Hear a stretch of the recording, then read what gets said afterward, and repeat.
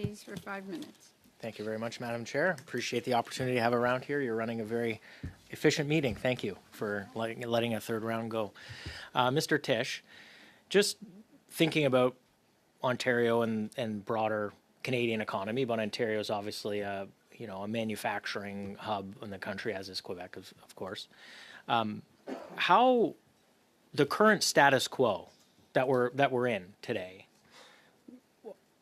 how much longer can the economy sustain this kind of limbo period, without any certainty with the relationship with America, whether that's the CUSMA, NAFTA renegotiation or the current tariff, unjustified tariffs?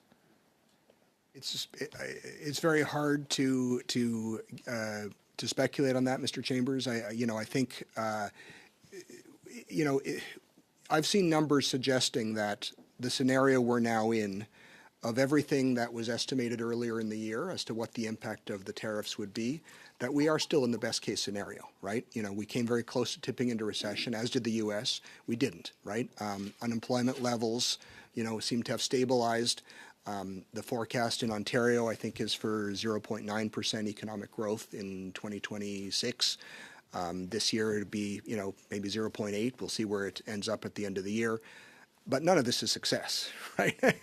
And so I think I say respectfully that the job of our elected leaders is to help work with businesses and prepare us for a future that where the U.S. will remain our largest trading partner. I don't see any scenario where that's not the case, but at the same time where we're far more diversified and we're far more competitive. And so I think, that's why we come back to investing in the trade, the infrastructure of independence, with airports and seaports and high-speed rail and all the other things that are going to help us trade across the country, showing continued leadership in bringing down interprovincial trade barriers, and helping businesses, being their partner in helping them diversify. So the more that we can ensure that growth is led by the private sector and involves private sector investment, the more successful we're going to be. Right.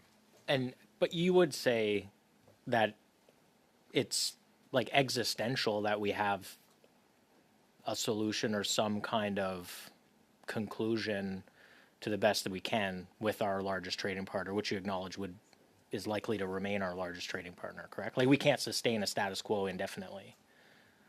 We need a resolution with the U.S. I mean, given how much, I forget the number, I think it's 26% of our GDP depends on trade. 3/4 of that is with the U.S. Naturally, there's going to be, there would be tremendous economic pain if some form of access to the U.S. market is not maintained. But, the thing that I take some solace in is that our colleagues with whom we speak all the time in the U.S. business community are 100% aligned with us on this front, and they're making that case very forcefully to the administration. Right, and you'd also, would it be fair to say, well, certainly 1% economic growth, 1.2% economic growth isn't anything to write home about, right?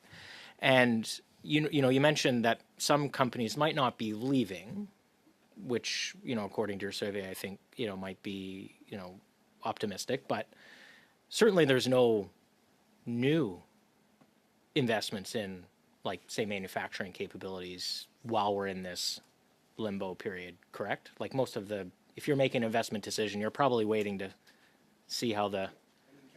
Capital, I think, capital wants certainty, and I think it's sitting on the sidelines in a big way, not just in Canada, but in the U.S. as well right now. I mean,